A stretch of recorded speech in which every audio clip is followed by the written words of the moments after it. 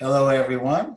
Welcome to the next section in the Anger Solution online course with John Lee. The title of this section is What Rage Looks and Feels Like.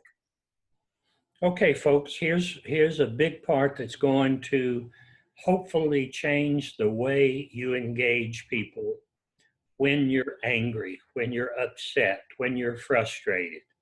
But I got to tell you, most of us don't know how to do that. But after this course, you will. Here's what rage is. Anger is a feeling and an emotion. Remember, I said that in the first segment. Rage is an action or a behavior that numbs people's feelings. The therapist and the counselor and the recovery experts and sponsors, even in the big book of AA, anger is supposed to be avoided, but anger can't be avoided in life, but rage must be avoided because anger expressed appropriately equals energy, intimacy, and serenity. Rage equals distance, disaster, and divorce, because it's not a feeling, it's an action, it's a behavior. Cocaine will numb people's feelings, alcohol will numb people's feelings, gambling, internet will numb people's feelings. Well, rage will do exactly the same thing. It's legal, plentiful, and readily available. You see it on television, in the news, and some of the stuff that we've seen with the police, abusing people, pulling them over, and what they're doing is rage. And the same thing is people in crowds who are protesting, they're doing rage. They're not doing anger. While anger is a feeling, rage covers things like. Now, this is where therapists were just a little bit off, but now we're going to tweak it, and you general public people need this too. If you're sad, I've seen people in my practice or in my workshops who start feeling sad about something. They'll slip over into rage to keep from feeling sad.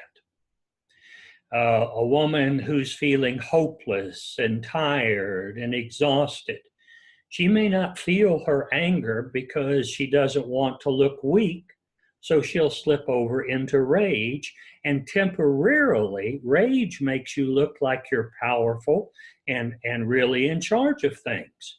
But really, once you slip over that line from anger to rage, you're not powerful, you're not in charge, your rage is in charge. And that is why it makes so much damage.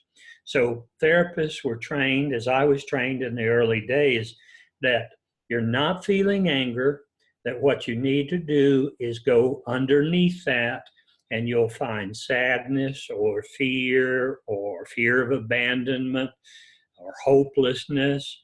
And I say, no, that's what rage does. Rage covers those feelings and emotions.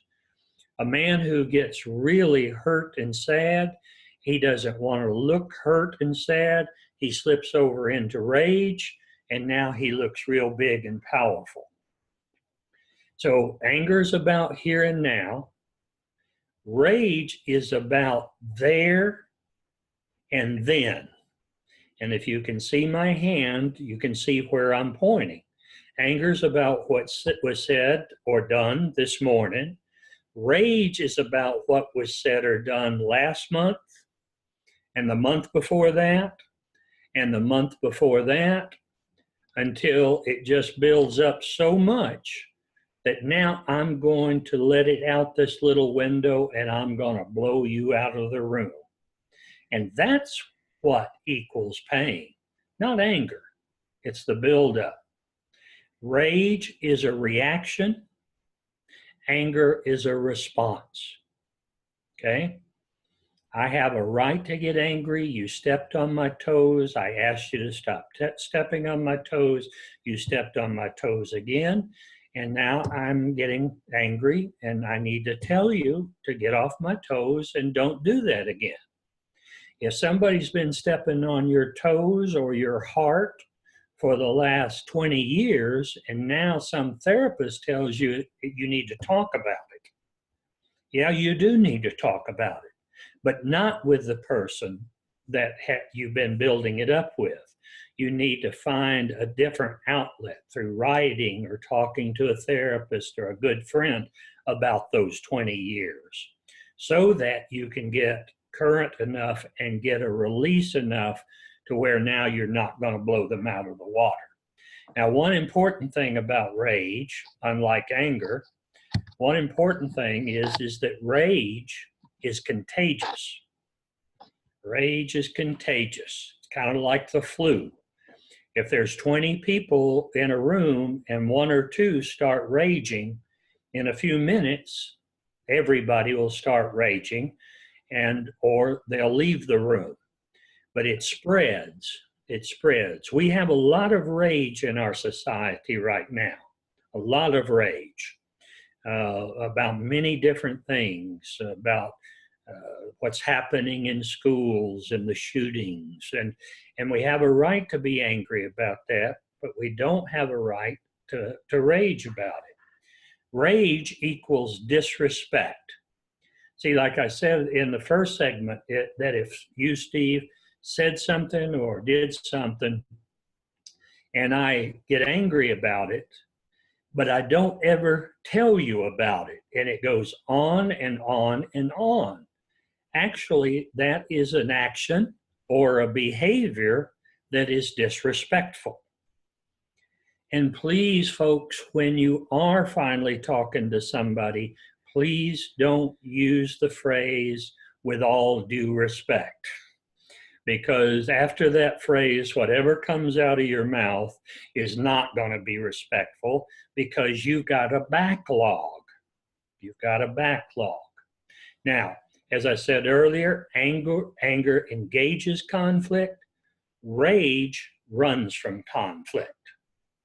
See, people who are raging, you want to get out of there. Now, sadly, many of you, like myself, was raised in a home where rage was the predominant behavior. Nobody said, come in here, son. I'd like to tell you I'm angry about what you did yesterday. No, that didn't happen in my family. What would happen is what I'm going to tell you in the next segment of this program is what a lot of my family did, probably what a lot of your family did, and it's not pretty. But let me just recap again. Anger is an emotion and a feeling. Rage is an action or a behavior that numbs people's feeling. Anger is about here and now, what happened yesterday or today. Rage is about what happened yesterday and the day before and the month before and the year before. And that is what hurts people. Okay? Not anger. But most people just wait and build it up until it comes out in one of the two ways that I'm going to describe in the next segment.